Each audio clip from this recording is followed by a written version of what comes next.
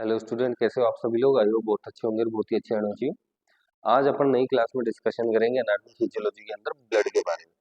खून, ब्लड होता क्या है? अभी तक अपन ने यही देखा है, जनरली अपन देखते हैं कि खून क्या है, खून लाल कलर का होता है, खून निकलने लग जाता है, खून जरूरी है। इस सारे की सारी चीजें अपन देखेंगे ब्लड के अंदर। तो ब्लड का मतलब होता है, ब्लड एक कनेक्टिव टिश्यू है। ब्लड एक कनेक्टिव टिश्यू है। कनेक्टिव टिश्यू इसलिए अपन इसको कह रहे हैं क्योंकि ये चीजों को कनेक्ट करवा के रखवा रहा है बहुत सारी। क्योंकि ब्लड के अंदर बहुत सारे कंटेंट है, बहुत सारी चीजें हैं जो आपस में जुड़ी हुई है। इसीलिए अपन ने इसको एक कनेक्टिव टिश्यू बोला है। और टिश्यू इसलिए बोला है क्योंकि बहुत सारी सेल आपस में मिलती है, मिलने के बाद में जब एक नई चीज बनाती है उसको अपन टिश्यू कहते हैं। तो बहुत सारी इसके अंदर सेल्स है। कंपोजिशन में अपन देखेंगे। अब देखते हैं इसका ये करवाता क्या काम, provide communication between cell and different part of the body. Blood क्या काम करवाता है? कम्युनिकेशन प्रोवाइड करवाता है अलग अलग टाइप की सेल्स के और बॉडी के बीच में। जैसे यहाँ मेरे अगर चोट लगी हुई है ना, तो यहाँ से ब्लड निकलने लग जाएगा। वो कम्युनिकेट करवा रहा है यहाँ पे कि हाँ मेरे यहाँ पे चोट लगी। तो कम्युनिकेशन करवा रहा है अलग अलग बॉडी पार्ट सेल टिश्यू के बीच में। नेक्स्ट अपन देख रहे हैं ब्लड के बारे में, इसके जनरल फंक्शन क्या होता है। जनरल ब्लड के फंक्शन कुछ नहीं, बस सिंपल है। मतलब जब अपन ऑक्सीजन ले रहे हैं, सांस ली, तो ब्लड क्या काम करवाता है, उस एनवायरमेंट से आई हुई ऑक्सीजन को लंग्स के थ्रू टिश्यू तक पहुंचाता है। ऑक्सीजन को लंग्स से टिश्यू या सेल तक पहुंचाता है। अब जब अंदर पहुंच गई तो वापस भी तो अपन सांस छोड़ते हैं, एक्सपायरेशन करते हैं। तो ब्लड ही उस अंदर इकट्ठी हो रखी कार्बन डाइऑक्साइड को बॉडी से बाहर निकालने का काम करवाता है। तो कार्बन डाइऑक्साइड को सेल और टिश्यू से लंग्स के थ्रू बाहर निकलवा देता है। इसके अलावा ट्रांसपोर्ट न्यूट्रिएंट जो भी अपन कुछ खाते हैं वो सारा का सारा अपने एलिमेंट्री कैनाल में ट्रैक्ट में जाता है, जीआईटी सिस्टम में जाता है। वहां वो एब्जॉर्ब होता है ब्लड के अंदर। और ब्लड के अंदर एब्जॉर्ब होने के बाद में ओवरऑल अपनी बॉडी के अंदर उसको ट्रांसपोर्ट किया जाता है ब्लड के थ्रू। अगर ब्लड नहीं है तो कोई भी चीज अपन नहीं देखे। जैसे अपन देखते हैं कि भाई इंजेक्शन लगा दो इसके, बुखार अगर गोली देने से, दवाई देने से, इसके टेबलेट देने से सही नहीं है तो इंजेक्शन लगा दो। गांव में भी अपन देखते हैं, कहते हैं बोतल चढ़वा दो इसके। तो वो जो बोतल चढ़वा रहे हैं इसका मतलब क्या है, वो डायरेक्ट चीज अपने ब्लड के अंदर जा रही है। तो ये सारी चीजें अपने ब्लड ही इनको ट्रेवल करवाता है। जो अपन ने खाया सब कुछ ब्लड के थ्रू ट्रेवल हुआ। नेक्स्ट ट्रांसपोर्ट करवाता है ये हॉर्मोन्स को, एंजाइम्स को, मेडिसिन को, ड्रग्स को, ये सब कुछ ट्रांसपोर्ट करवाता है। इसके बाद में कैरी करवाता है क्लोटिंग फैक्टर को। क्लोटिंग फैक्टर क्या होता है, जैसे जैसे क्लास आगे चलेगी देखेंगे, पर जनरली एक चीज बता दो, क्लोटिंग फैक्टर वो वाली चीजें होती है, वो फैक्टर्स होते हैं जो ब्लड को बहने से रोकते हैं बाहर, या अंदर अगर एबनॉर्मल ब्लीडिंग हो जाए उसको बहने से रोकते हैं। चोट लग गई, हाथ कर गया, कुछ देर अपन ने दबा के रखा, दबाने के बाद में हाथ के ऊपर खून के अलग अलग धब्बे से ऐसे बढ़ जाता है, क्लोट हो जाता है। तो क्लोटिंग फैक्टर की वजह से ब्लड बहना रुक जाता है। नेक्स्ट क्या है, मेंटेन टेम्परेचर। बॉडी का टेम्परेचर मेंटेन करवाते हैं। कई बार अपन देखते हैं किसी का एक्सीडेंट हो गया, ब्लड लॉस हो गया, तो उसके हाथ और पैर ठंडे पड़ने लग जाते हैं। तो अंदर जब तक ब्लड है तब तक वो टेम्परेचर मेंटेन करवा रहा है। तो ब्लड ही बाहर निकल गया तो उसके हाथ और पैर पर्सन के, पेशेंट के ठंडे होने लग जाते हैं। तो ब्लड टेम्परेचर मेंटेन करवा के रखवाता है। नेक्स्ट अपन देख रहे थे इसके कुछ कैरेक्टरिस्टिक्स क्या है, कुछ गुण लक्षण, वो देखते हैं। ये लगभग टोटल बॉडी का 7% ब्लड है अंदर अपनी बॉडी में। अगर किसी इंसान का वेट मान लो अपन ने 100 किलो लिया है, 100 किलो में से तो 7 किलो लगभग उसका ब्लड ही है।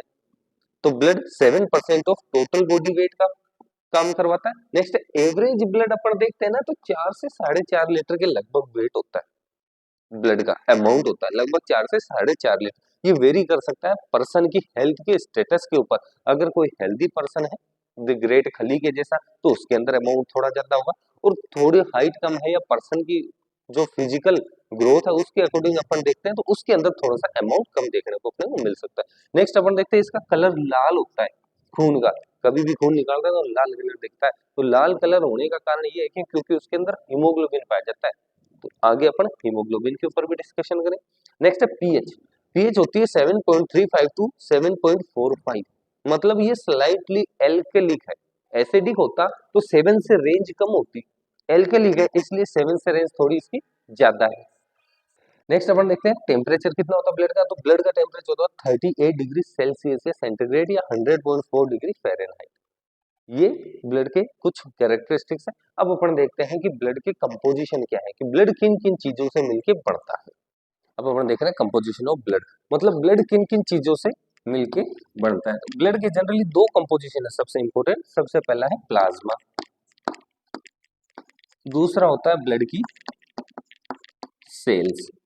प्लाज्मा और सेल ये दो चीजें हैं जो ब्लड को कंपोज करवाती बनाती। प्लाज्मा होता है लगभग 55% और सेल होती है 45%। तो टोटल हो गया अपने पास 100%। अब पहले अपन चलते हैं सेल के पास में। सेल जो है वो ब्लड की तीन होती है, आरबीसी, डब्ल्यूबीसी और प्लेटलेट्स। इसके अंदर भी अपन जब एक मान लो ब्लड निकाला अपन ने, और ब्लड निकालने के बाद में अपन अगर किसी वाइल के अंदर इसको रख रहे हैं तो इसके अंदर क्या होता है,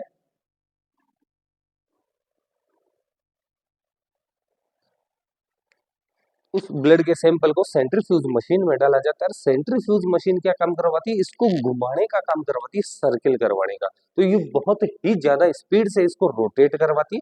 रोटेट करवाने की वजह से क्या होता है, जो हेवी चीज होती है, भारी चीज होती है, वो नीचे की तरफ बैठ जाती है। तो जो भारी चीज होगी वो बॉटम की तरफ आ जाएगी और हल्की चीज होगी वो ऊपर की तरफ। तो यहां से यहां तक की जो अपने को चीज दिख रही है ये है ब्लड की सेल, मोस्टली वो भी आरबीसी। ब्लड की सेल होती है रेड ब्लड सेल। तो लाल कलर का यहाँ पे अपने को दिखता है, जैसा कि इमेज में दिख जाएगा अपने को। ये होती है लगभग 44%।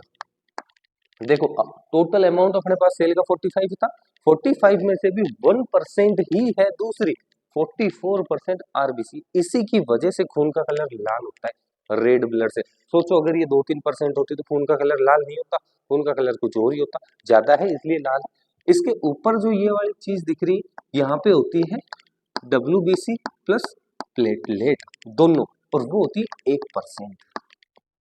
इस वाले स्पेस पे व्हाइट कलर का अपने को स्पेस दिखाई दे रहा है। इसके ऊपर वाली स्ट्रक्चर पे अपना पूरा का पूरा पाया जाता है प्लाज्मा, जो कि होता है 55%।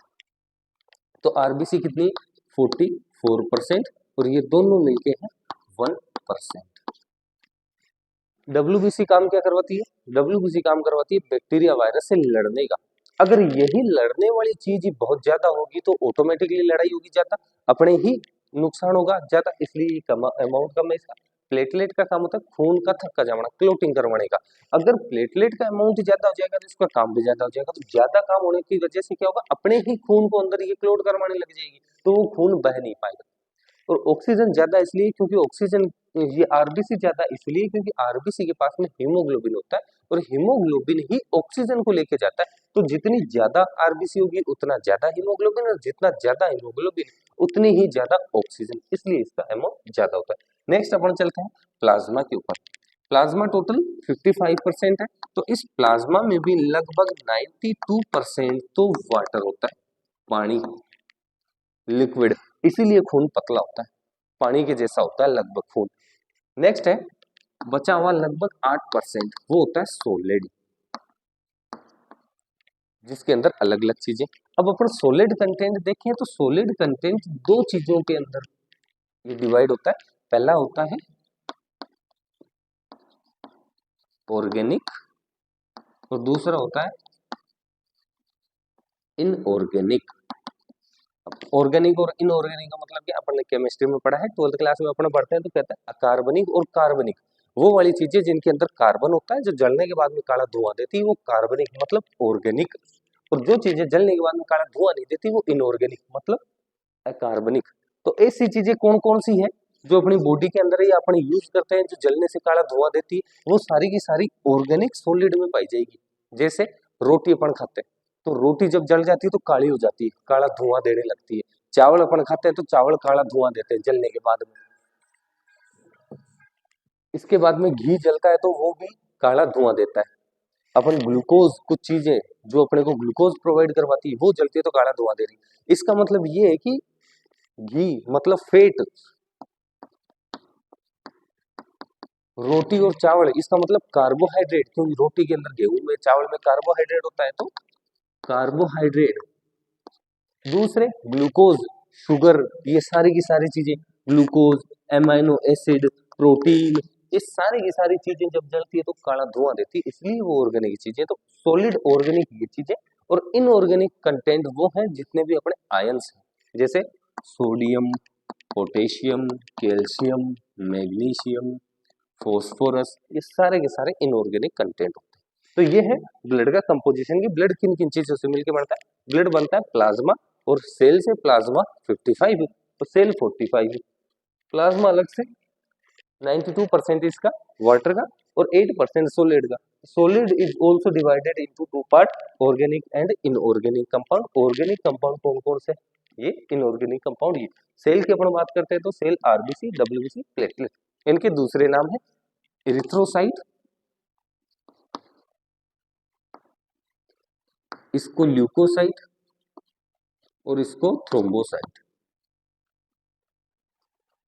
एरिथ्रो मतलब रेड होता है, ऐसी सेल जो लाल है इसलिए एरिथ्रोसाइट। ल्यूकोसाइट मतलब ऐसी सेल जो व्हाइट है, ल्यूक मतलब होता है व्हाइट, तो व्हाइट ब्लड सेल। और थ्रोम्बोसाइट, थ्रोम्बो मतलब थ्रोम्बस फॉर्मेशन, क्लोट करवाने वाली सेल, ऐसी सेल जो थ्रोम्बस का फॉर्मेशन करवाती है वो प्लेटलेट होती है। ये इसका कंपोजिशन। अब अपन देख रहे हैं प्लाज्मा के बारे में कि प्लाज्मा क्या होता है और प्लाज्मा के अंदर क्या क्या चीजें पाई जाती है। जैसा कि अपन ने देखा था प्लाज्मा क्या होता है, 92% तो वाटर से और 8% सॉलिड से कंटेंट होता है। इसके बाद में क्या होता है, इसका कलर है ना, ये पेल स्ट्रो कलर जैसा होता है, मतलब जनरली अगर अपन कहें तो कलरलेस अपन कह सकते हैं इसको। उसके बाद में अपन इसके अंदर देखते हैं इंपॉर्टेंट चीज कि प्लाज्मा की प्रोटीन कौन कौन सी होती है, ये बहुत इंपॉर्टेंट है। तो प्लाज्मा की प्रोटीन है ना, वो लगभग टोटल 7% कंसिस्ट करवाती है प्लाज्मा का। अगर 92% अपना था प्लाज्मा के अंदर वाटर, 55% प्लाज्मा था, इसमें से भी 7% तो इसकी प्रोटीन है। अब प्रोटीन कौन कौन सी है प्लाज्मा की, प्लाज्मा की प्रोटीन इंपॉर्टेंट तीन, एल्बुमिन, फिब्रिनोजन और ग्लोबुलिन। ये तीन बहुत ही इंपॉर्टेंट प्रोटीन है, जिसके अंदर सबसे पहले अपन देखते हैं एल्बुमिन प्रोटीन। एक बात ध्यान रखना, जितनी भी प्रोटीन होती है उनका सिंथेसिस या फॉर्मेशन लीवर के अंदर से होता है मोस्टली। तो एल्बुमिन प्रोटीन है, तो प्रोटीन किससे भाई सिंथेसिस हो रही है, लीवर से सिंथेसिस हो रही है। और most abundant protein of the plasma, MCQ आता है कई बार, मोस्ट अबेंडेंट प्रोटीन ब्लड की कौन सी होती है, वो होती है एल्बुमिन, क्योंकि ये टोटल प्रोटीन का भी 54% कंसिस्ट करवाती है, मतलब आधी, तीनों में से आधी तो यही है, 2% बची हुई वो है, तो 54%। और इसका जो इंपॉर्टेंट फंक्शन है वो ऑस्मोटिक प्रेशर मेंटेन करवाता है। ऑस्मोटिक प्रेशर मेंटेन करवाने का मतलब क्या होता है, ये ब्लड के अंदर फ्लूइड को, पानी को अपनी तरफ खींचती है। जैसे ये आसपास में इसका फ्लूइड है, ये कोई आर्टरी है, ये क्या काम करवाती है, ये मान लो एल्बुमिन प्रोटीन है, तो ये क्या काम करवाती है, इस वाले फ्लूइड को अपनी तरफ अंदर खींच के रखती है, बांध के रखती है अंदर फ्लूइड को। अगर इसका अमाउंट कम हो गया तो ये इसका फंक्शन नहीं कर पाएगी। जब अमाउंट कम हो गया तो क्या होगा, ये फ्लूइड को खींच नहीं पाएगी, तो फ्लूइड बाहर निकलने लग जाएगा। और जब बाहर निकलने लग जाएगा तो फ्लूइड यहाँ पे आसपास में इकट्ठा होने लग जाएगा, जिसकी वजह से एडिमा हो जाता है, स्वेलिंग हो जाती है। नेक्स्ट अपन देखते हैं फिब्रिनोजन। फिब्रिनोजन ये भी लीवर से बढ़ाती है, क्योंकि प्रोटीन अपन कह रहे हैं मोस्टली इसेंशियल किसके लिए, ये क्लोटिंग मैकेनिज्म के लिए, अपन आगे देखेंगे। फिब्रिनोजन क्लोटिंग करवाती है। इसके बाद में अगर प्लाज्मा के अंदर से अपन ने फिब्रिनोजन को निकाल दिया, मतलब टोटल प्लाज्मा अपने पास 55% था, इस प्लाज्मा में से अगर अपन ने फिब्रिनोजन निकाल दिया तो जो बची हुई रिमेनिंग चीज है वो सीरम कहलाती है, रिमेनिंग चीज सीरम कहलाती है। इसके बाद में अपन देख रहे हैं लास्ट वाली ग्लोबुलिन। ये ग्लोबुलिन प्रोटीन 38% होती टोटल प्लाज्मा की, ये भी लीवर और लिम्फोसाइट से बढ़ती है या लिम्फोइड टिश्यू से बढ़ती है। अब ग्लोबुलिन तीन प्रकार के होते हैं, अल्फा, बीटा और gamma. Alpha globulin, beta gamma globulin और गामा ग्लोबुलिन।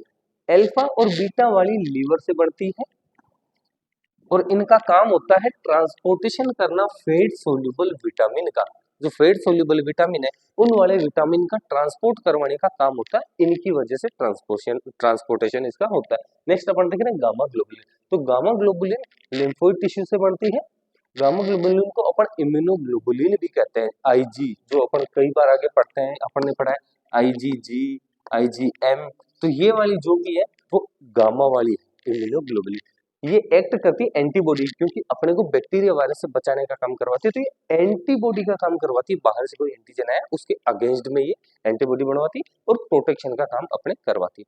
अब जो ग्लोबुलिन है गामा वाली, ये गामा ग्लोबुलिन फिर से 5 प्रकार की होती है, आईजी जी, आईजी ए, आईजी एम, आईजी ई और IG डी। अगर निमोनिक याद रखना है तो गेम GAMED, ये इम्यूनोग्लोबुलिन होती है। जो भी ग्लोबुलिन वाली होती है वो गामा वाली, सारे की सारी अलग है, अलग इनके फंक्शन। अलग से अपन इसकी क्लास में देखेंगे IG, सिर्फ IG वाली एक क्लास देखेंगे, उसके अंदर क्या होता है क्या नहीं होता, फिर इनके फंक्शन देखेंगे। आई होप अभी तक समझ में आया होगा ब्लड क्या है, कंपोजिशन क्या है और प्लाज्मा क्या है। नेक्स्ट क्लास में अपन ब्लड की सेल के बारे में डिस्कशन करेंगे। Thank you.